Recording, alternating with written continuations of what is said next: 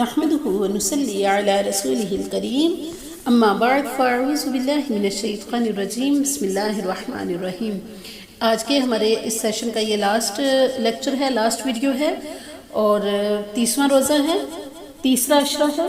تیسرا عشرہ بھی مکمل ہو گیا، رمضان المبارک بھی مکمل، اور تیسرے عشرے کے 30ویں روزے کے آج کے وظائف ہیں ہمارے جی۔ تو 30ویں روزے کو ہم نماز فجر کے بعد یہ دعا پڑھیں گے: اللہم انی اعوذ بک من عذاب النار وفتنة النار وفتنة القبر وعذاب القبر وشر فتنة الغنا وشر فتنة الفقر۔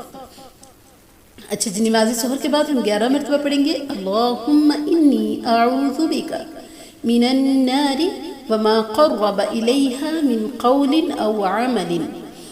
نماز عصر کے بعد 21 مرتبہ پڑھیں گے: ربنا اننا آمنا فاغفر لنا ذنوبنا وقنا عذاب النار۔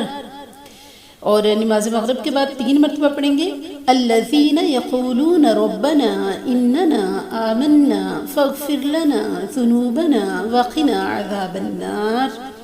اور نماز عشاء کے بعد نماز تراویح، اور نماز تراویح کے بعد 1 مرتبہ ہم پڑھیں گے آج سورہ ملک۔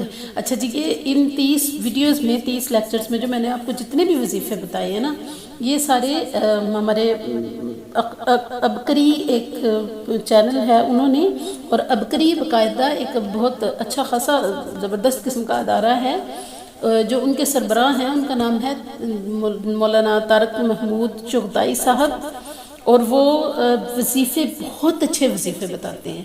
بڑے ہی نیک دل اور رحم دل انسان ہے، جتنا میں ان کے بارے میں جانتی ہوں، تو میں ان کے وظیفوں پہ نا کافی بلیو کرتی ہوں، اتھینٹک ہوتے ہیں ان کے وظائف۔ اگر کوئی چیز ہم تک نہیں پہنچی ہوتی، اس کا یہ مطلب نہیں ہوتا کہ وہ اس چیز کی کوئی سرے سے کوئی بنیاد ہی نہیں ہے۔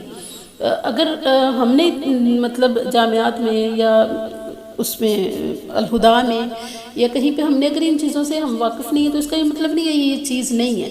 ان کا انٹرسٹ ہے اس چیز میں، انہوں نے سرچ کیا، ان کی ریسرچ کے بعد ان کو یہ چیزیں ان کے سامنے آئی ہیں، ان کو اللہ نے ایک مقام، ایک عہدہ دیا ہے، ان کے بے شمار فالوورز ہیں، اور اچھے نیک دل اور رحم دل انسان ہیں، بہت اچھا بیان کرتے ہیں۔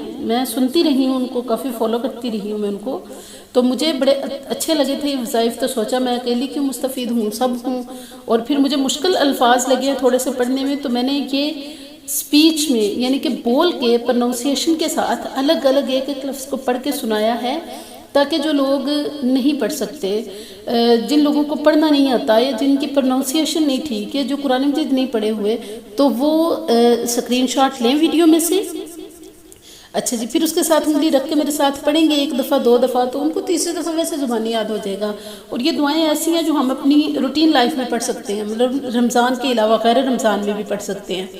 بڑی ہی خوبصورت دعائیں، اس میں کچھ تو مسنون دعائیں ہیں، کچھ قرآنی دعائیں ہیں، کچھ وظائف ہیں، تو بہت اچھے اتھینٹک ہیں، مستند ہیں۔ تو میرے خیال میں ہمیں ان سے مستفید ہونا چاہیے، تاکہ ہمارا رمضان اور زیادہ بہتر اور زیادہ بہتر اور زیادہ بہتر ہو۔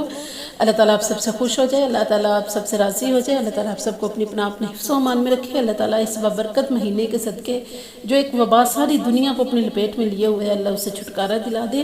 السلام علیکم ورحمۃ اللہ وبرکاتہ۔